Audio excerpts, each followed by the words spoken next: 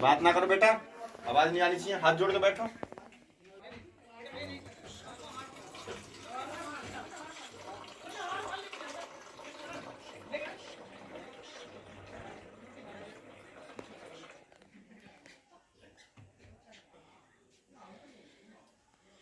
In the holy universe, the great Amitabha Buddha, bring your presence. Now we pray. Namo. In the holy universe, the great Tathagat Gautam Buddha, bring your presence. Now we pray. Namo. In the holy universe, the great all Buddha and Bodhisattva, bring your presence. Now we pray. Namo.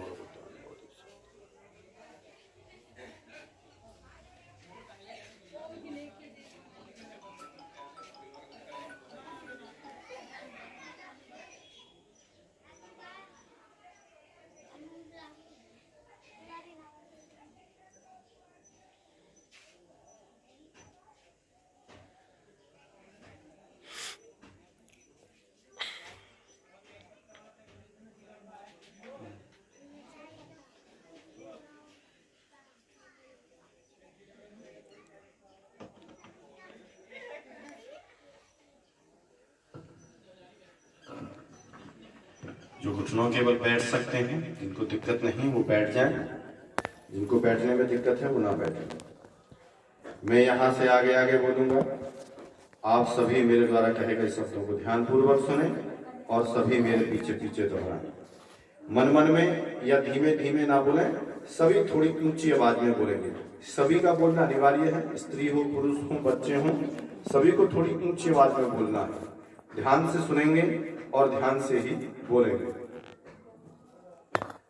बुद्धं शिष्य परंपरा है, उस परंपरा के दौरान जब भी कोई बुद्ध वंदना होती है, पहले क्षमा याचना की जाती है, उसके बाद याचना की जाती है। सब लोग ध्यान से सुनेंगे छोटे छोटे शब्दों में। मैं आगे आगे बोलूंगा, आप सभी मेरे पीछे पीछे बोलेंगे। बात ना करो बेटे। ओकासा वंदामि भन्ते द्वारत्येन कत् सब्बं अपराधं क्षमतु मे भन्ते। द्वितीयंपि ओकासा वंदामि भन्ते द्वारत्येन कत् सब्बं अपराधं क्षमतु मे भन्ते। तृतीयंपि ओकासा वंदामि भन्ते द्वारत्येन कत् सब्बं अपराधं क्षमतु मे भन्ते। सभी को नमन करेंगे। बेटा थोड़ा आगे बढ़ो, आगे पीछे जो आगे बैठते हैं आप थोड़ी सी आगे बस, ज्यादा किस मत बैठो, पीछे भी जगह है। अब याचना बोलेंगे सभी। ओकासा अहम भन्ते त्रिशरणेन सह पंचशीलं धम्मं याचामि अनुग्रहं कत्वा शीलं देत मे भन्ते।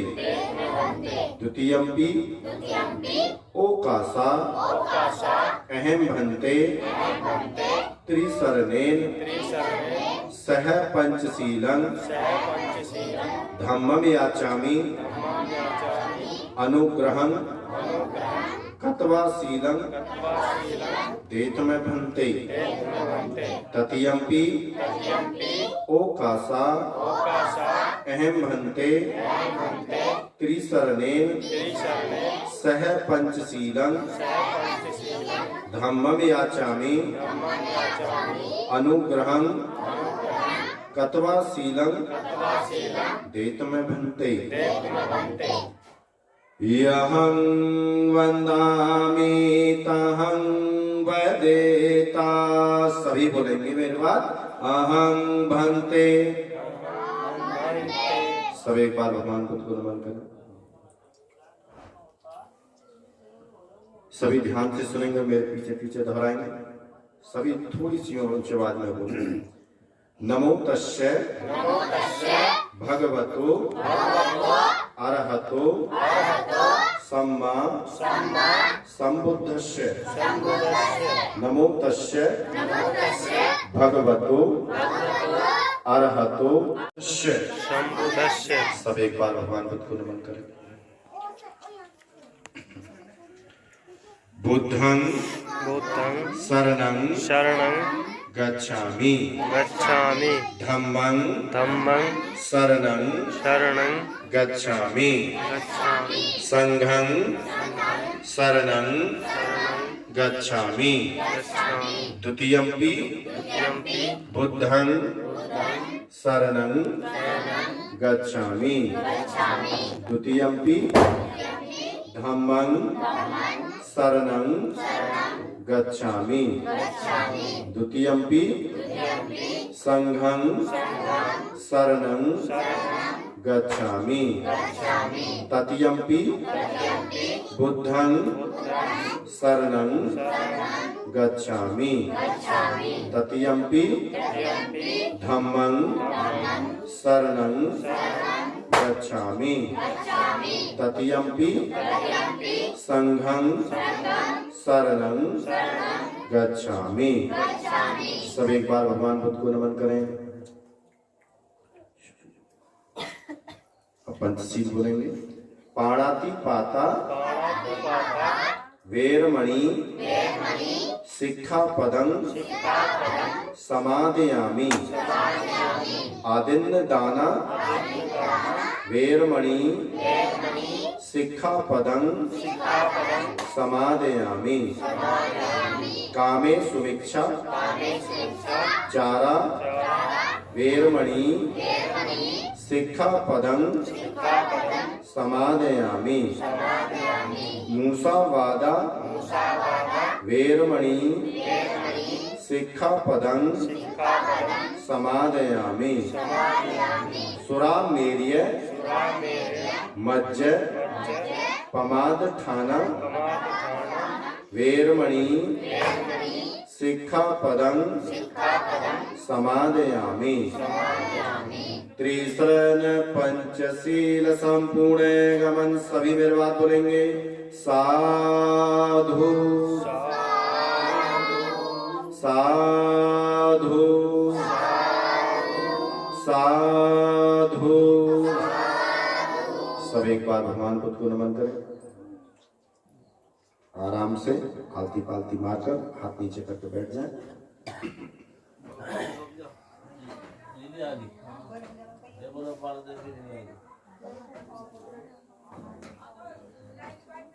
पाशक और पाशिका बौद्ध परंपरा में जो विवाह पद्धति होती है वो इस संस्कार के बाद विवाह की शुरुआत हो जाती है।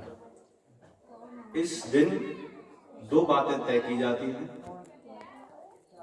एक तो जो शादी की जो तारीख है, डेट है, वो रखी जाती है और दूसरा शादी जो है दिन में होगी, ये बात तय की जाती है।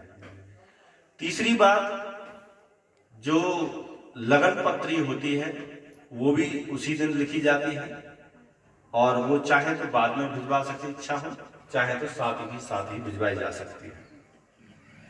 शादी विवाह में बहुत छोटी छोटी सी बातें हैं जो आप सबको ध्यान रखनी चाहिए और वो छोटी छोटी बातें ऐसी होती हैं कि कभी भी शादी विवाह में एक तो कुनैट नहीं करना चाहिए। कुनैट समझते हो? मेरी शब्द मेरे थोड़ा अलग हो सकते हैं आपके यहाँ में नहीं, यहाँ भी ऐसे होता है। अच्छा ऐसे बोलते हैं तो ठीक है। कुनैट जो आपस में चेचे में छोटी बात होगी, चेचे में जो लगे कमी तो निकालना, इसको अड़चन कहते हैं। हाँ, कुनैटबाजी नहीं होनी चाहिए। जो काम करो खुशी से करो। देखो शादी विवाह जो ना खुशी का अवसर होता है, बेटी घर से विदा होती है, दूसरे बारात लेके आते, खुशी से लेके जाते, पर सब काम खुशी खुशी होना चाहिए।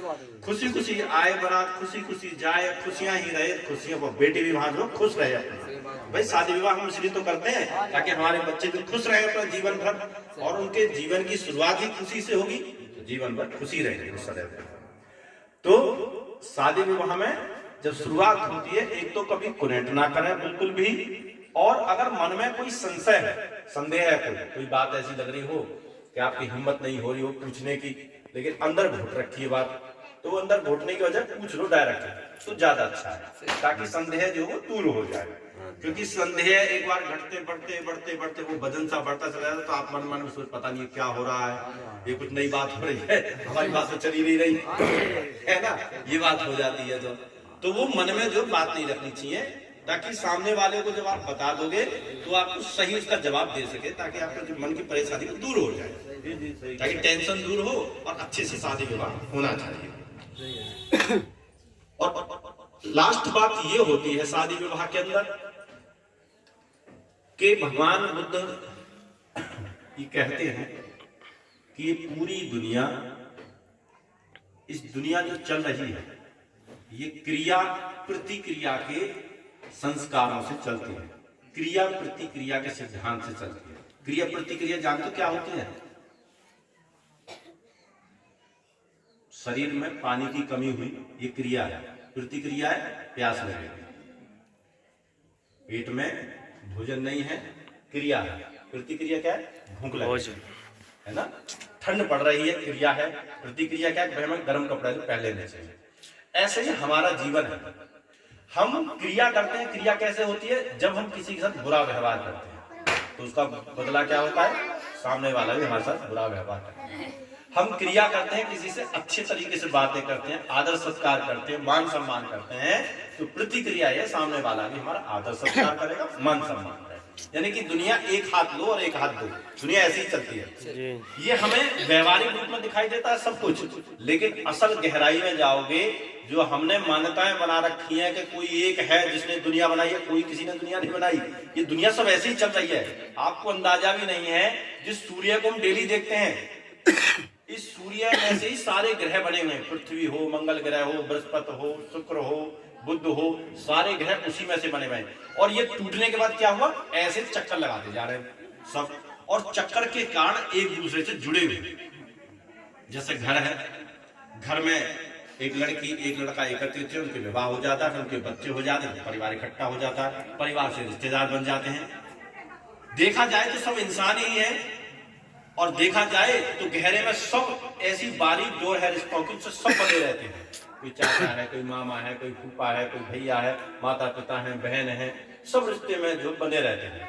और रिश्ते के कारण ही एक दूसरे के प्रति जो है मान सम्मान की भावना, एक दूसरे के प्रति कुछ भी करने की भावना, मदद करने की भावना, ये भावनाएं जो है मन के अंदर बनी रहती है। ऐसे ही ये पूरा संसार है, क्रिया प्रतिक्रिया के सिद्धांत से चलता है। हम जैसा करेंगे वैसा फल हमें भोगना ही पड़ेगा। लेकिन वर्तमान समय में इस देश में क्या हुआ है कि हम इस बात को तो भूल गए, और हम कर्म करने के बाद जब उसके उल्टे परिणाम आए, उसके लिए दोष हम किसी और को देने लगे। हमने दोष देने की कोशिश की किसी और को। मान लो घर के अंदर बहू ने गड़बड़ कर दी तो दोष दे दिया सास को, या सास ने गड़बड़ कर दी तो दोष दे दिया बहू को, या फिर सबने मिलकर गलती कर दी तो दोष दे दिया किसी परमात्मा को, आत्मा को, ईश्वर को, परमेश्वर, उसको दोष लगा दिया कि उसकी मर्जी, जिसकी वजह से हुआ। जबकि बुद्ध ये कहते हैं कोई किसी की मर्जी नहीं होता, सब कुछ हमारे अंदर है। जो बाहर है उससे कहीं ज्यादा गहन शक्ति हमारे अंदर है, और जो मनुष्य है इस पृथ्वी पर सर्वशक्तिमान है। इस प्रकृति की एक अनोखी संरचना जो है वो मनुष्य है। इसलिए मनुष्य को इस प्रकृति ने वो शक्ति दी है, वो इस संपूर्ण ब्रह्मांड के रहस्य को भी जान सकता है। लेकिन हमें कम से कम बुद्धि ये कहते हैं ग्रस्त लोगों के लिए कि हमें सदैव अपने जीवन में, चाहे हमारे जीवन में पैसा कम हो या ज्यादा हो, कपड़े थोड़े हो या ज्यादा हो, घर छोटा हो या बड़ा हो, कैसी ही परिस्थितियां क्यों ना हो, लेकिन हर हालत में हमें खुश रहना चाहिए। जब हम खुश रहते हैं, प्रसन्नता रहते हैं, तो कहते हैं जहाँ खुशी होती है वहां चटनी से भी रोटी खा लो, उसमें भी मजा आता है। और जहाँ दुख हो तो वहां चाहे रोज पनीर मिल जाओ, उसमें भी इंसान दुखी ही रहता है। सीधी सी बात है। सही बात। इसलिए भगवान बुद्ध ये कहते हैं जो गृहस्थ लोग होते हैं उन्हें दो बात ध्यान रखनी चाहिए। पहली बात तो ये कि वो अपने आप पर संयम रखें, अपना सुधार करें। और अपना सुधार करने के लिए भगवान बुद्ध ने बताए हैं 5 सिद्धांत, 5 नियम। पिछली बार वंदना हुई थी तब मैंने बताए थे, आप भूल गए होंगे निश्चित रूप से। पाणातिपाता वेरमणि सिक्खापदं समादयामि।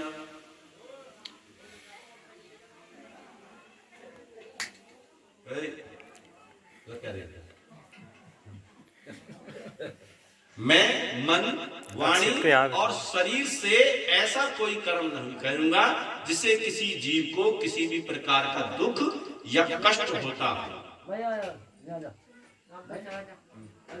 जब सभी लोग, ये जो नियम है, ये नियम ऐसा नियम है, ऐसा नहीं है कि भाई ये बौद्धों को ही पालन करना चाहिए या हिंदू करें या मुसलमान करें, जो करेगा उसे इसका लाभ होगा। ये बिल्कुल ऐसे ही है। तो बात ना करो, 5-7 मिनट ही समझाऊंगा, उसके बाद फिर क्रिया शुरू हो जाएगी। ठीक है, बात ना करो, ज्यादा समय नहीं है। बात करोगे तो फिर चल के आए हो तो कुछ समझाना भी चाहिए ना।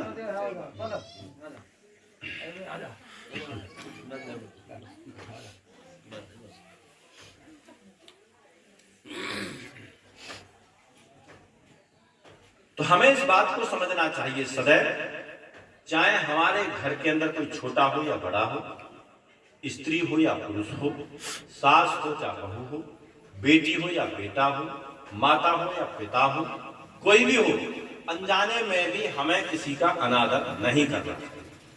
क्यों नहीं करना चाहिए? कि अनादर करेंगे तो क्या होगा? हमारा भी अनादर होगा, फिर हम उससे बच नहीं सकते। हम बाहर चले जाएं, बारिश हो रही है, छाता हमारे पास है नहीं, तो हम भीगने से बच नहीं सकते, भीगेंगे। हम बाहर चले जाएं और सूरज निकल रहा है और हम पर कोई छाता या ऐसी कोई चीज नहीं, तो हम सूरज की किरणों से अपने आप को बचा नहीं सकते। वो सूरज की किरणें हमारे ऊपर पड़ेंगे ही पड़ेंगे। ठीक उसी प्रकार से भगवान बुद्ध ये कहते हैं कि हम कभी किसी का अनादर ना करें, किसी का भी अनादर ना करें। केवल ना अनादर केवल, बल्कि मार छेड़ भी ना करें, मारपीट में हत्या भी ना करें किसकी ना करें? इंसानों की तो करनी ही नहीं है। यहाँ तक कि जो आकाश में पक्षी उड़ते हैं उनका भी तो अपना जीवन होता है, वो भी आकाश में उड़ते हैं, उनकी अपनी शादी होती है, उनके अपने विवाह, हमें क्या पता क्या बोलते क्या बातें करते हैं। उनके बच्चे होते हैं, उनके बच्चे उनके साथ रहते हैं, अंडे में से बच्चे निकलते हैं। हम उनको भी किसी भी प्रकार से जानबूझकर हानि ना पहुंचाएं। जो पशु घूमते हैं हमारे घर के अंदर, भैंस होती हैं, गाय होती हैं, बैल होते हैं, घोड़े होते हैं, बकरी होती हैं, इनको भी बिना कारण हम नुकसान ना पहुंचाएं। अब नुकसान का मतलब ये भी नहीं है कि आप जो है ये समझ लें कि आपका बच्चा ऐब कर रहा है और आप धमकाएं ना, इसका मतलब ये भी नहीं है। सारा खेल होता है मन का। आपका बच्चा है, सामने से रोड के सहारे से सांप गुजर रहा है, सांप भयंकर है, और आपका बच्चा वहां चले जा रहा है, आप उसे कह रहे मत जा मत जाओ, काट लेगा, और आपका बच्चा मान नहीं रहा, तो चाहे 2 थप्पड़ ही जड़ने पड़े, लेकिन उसे एक बड़ी आफत से बचाने के लिए 2 थप्पड़ भी मारने पड़ते हैं। इसलिए माता पिता जब बच्चों को थोड़ा डांटते हैं, धमकाते हैं, इसलिए धमकाते हैं ताकि तुम बुराई से दूर रहो, गाली गलौज ना करो, अपनी पढ़ाई पर ध्यान दो, इसलिए कहते हैं ऐसा जो है। दूसरा नियम बताया भगवान बुद्ध ने, अदम्य दाना वेरमणि सिक्खापदं समादयामि। इस शादी विवाह के अंदर कई बार आप लोगों की मुलाकातें होंगी आपस में। हो सकता है कोई व्यक्ति ऐसा हो जो आपसे इनकी कानाफूसी करने आ जाए, या हो सकता है कोई व्यक्ति आपके गांव में जाकर इनके यहाँ कानाफूसी कर दे। हर हालत में जैसी भी परिस्थिति हो, सदैव एक दूसरे के साथ सच बोले, झूठ बोलने की आवश्यकता बिल्कुल नहीं। जो है सो है। मान लो कोई चीज की कमी है तो है, कोई बात नहीं है, हमारे पास क्या करना, कोई दिक्कत नहीं है। भाई मान लो ये डिमांड करने लगे भाई इस तरह का खाना हो, भाई नहीं है हमारे पास इतना पैसा, हम थोड़ा कर लें, कोई बात नहीं, तो फिर भी भरा जा सकता है। तो जब हम आपस में प्रेम भाव के साथ सत्य बोलकर एक दूसरे के साथ आदर सत्कार से जो कोई काम करते हैं, तो थोड़े काम में भी बहुत मजा आता है। इसलिए ना तो झूठ बोलना है, ना ही चीटिंग करनी है। चीटिंग का मतलब होता है कि जैसे कि मान लो आपने कह दिया कि भाई हम ये काम करेंगे, आपने वो किया नहीं, आपने जो है उल्टा कर दिया, या फिर आपने वैसे ही बोल दिया सामने, पीछे कुछ और कर दिया, तो ये बात जो है मन के अंदर पुनेट वाली बात बन जाती है। या तो बोलो मत, बोलो तो उतना ही करो, ठीक सीधी सी बात है।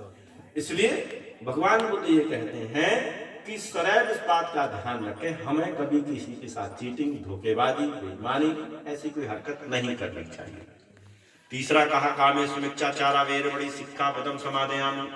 हमें सदैव इस बात का ध्यान रखना चाहिए, शादी विवाह के अंदर बहुत सारी स्त्रियां शामिल होती हैं, बहन बेटी आती हैं, परिवारों से रिश्तेदार होती हैं, वो उनकी भी जवान बेटियां आती हैं। तो जो घर के जो बड़े होते हैं उन्हें इस बात का भी एक नजर रखना चाहिए, कोई सा बच्चा, कोई सा लड़का, कोई सी लड़की गलत हरकत ना कर जाए। एक गलत हरकत जीवन भर के लिए कलंक बन जाएगा परिवार पर, कि उसके फलाने की लड़की की शादी में ऐसा हो गया था, और वो कलंक सदैव बदा ही रहे।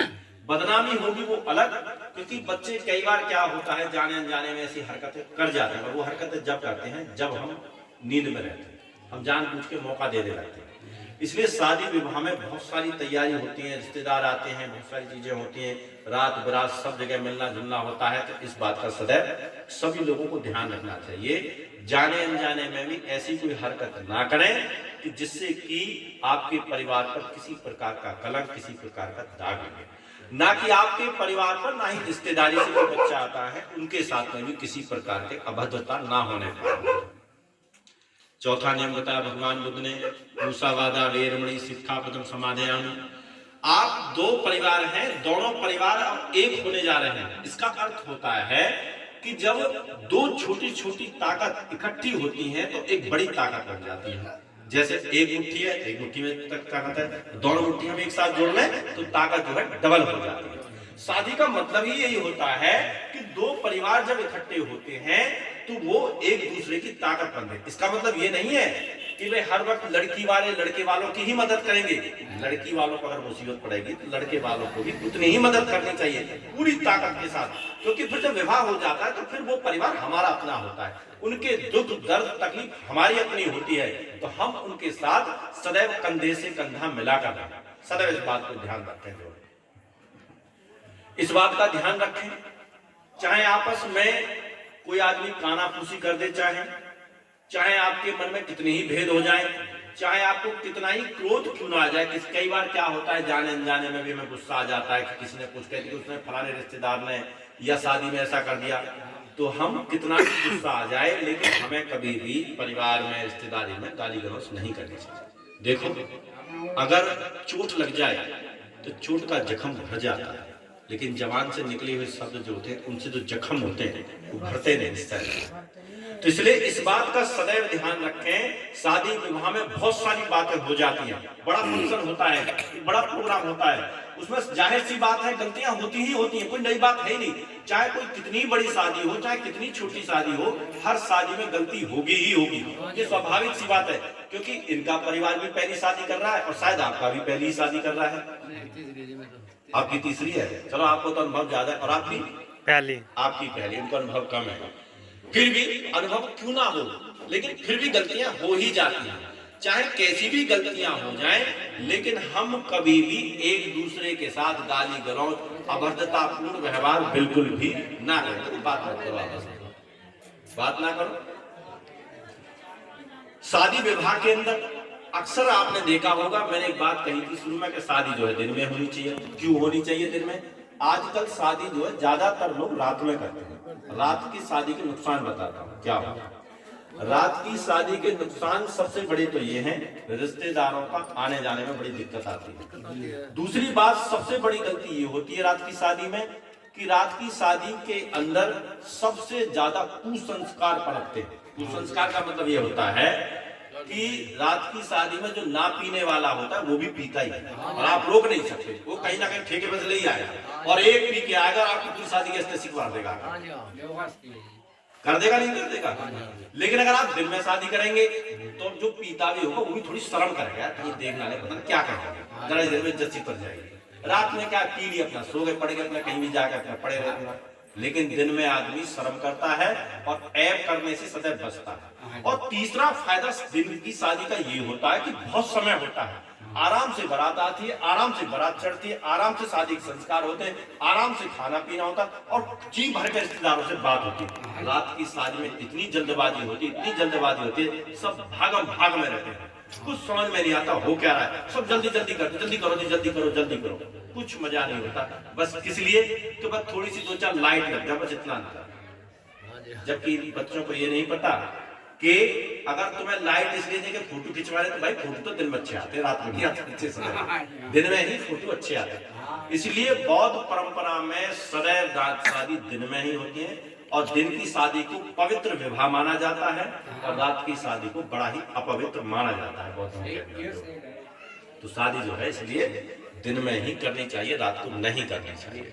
रात के बहुत ज्यादा नुकसान होते हैं, दुष्परिणाम होते हैं और वो अच्छे नहीं होते हमारे लिए। जो और पांचवा नियम ये है, ये ध्यान रखें सदैव कि सुरा मेर मध्य प्रमाद उठाना वेर मणि सिक्का पदम समादयम। इस बात का विशेष रूप से ध्यान रखें, आपके रिश्तेदार हों, आपके कुनबे परिवार के लोग, गांव के हों, मोहल्ले को, सबको बता देना कि भाई ये देखो ये मेरी बेटी नहीं है, आप सबकी भी बेटी है।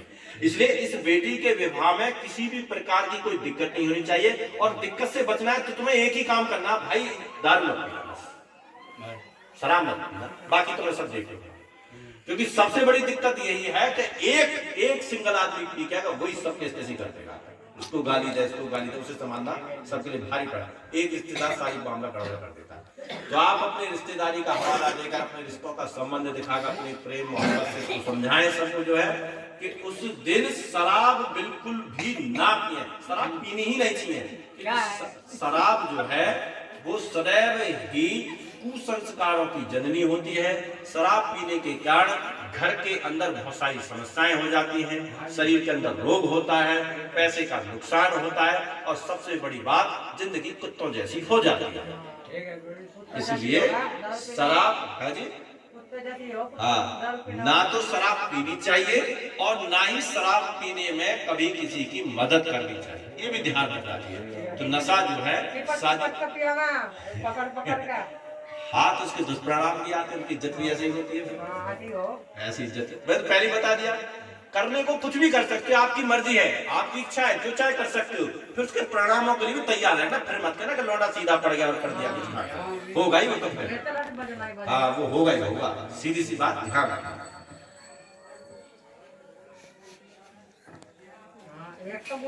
बस बात ना करो, अब मैंने बता दी ना।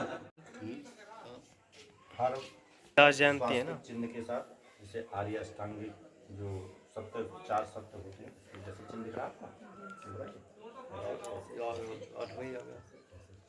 ये आपको यहाँ बनाना है, ठीक है, इस पर बनाना है आपको और इस पर जैसे तो ये ब्राउन कलर करें, पहले देखो ऐसे पहले बनाओ प्लस का निशान, ये दिख रहा होगा, पहले ऐसे बनाओ, बड़े रूप में बनाना, ऐसे हाथ में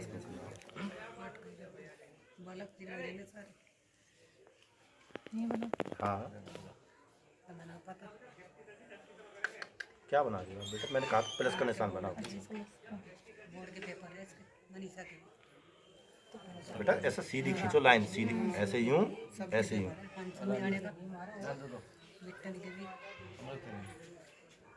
इसकी लाइन पे क्यों जा रही है तुम? मैंने कहा सीधी लाइन खींचो, इसे मत दोगी तो डिजाइन है, ऐसे मत दोगी, जैसे सीधी लाइन है, सीधी लाइन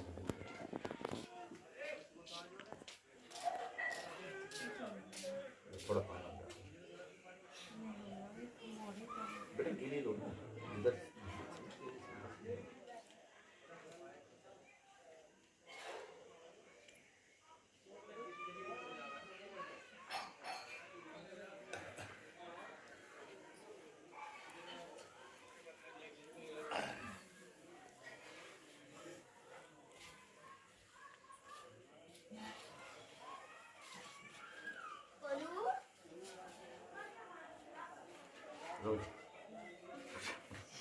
पकड़िए, अरे बेटा हाँ, अब ऐसा सीधा करो,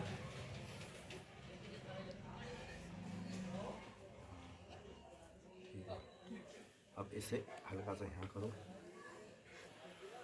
इसे नीचे करो, इसे नीचे करो, हाँ इसे यहाँ पे करो, दूसरा भी, हाँ शुरू कर देगा, है ना सही? समझ में आई बात? कैसे इसको कोई बात नहीं, बनाना पड़ता है।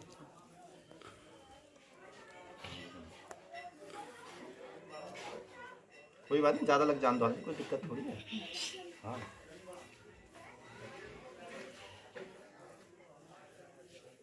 हाँ ठीक है, कोई बात नहीं।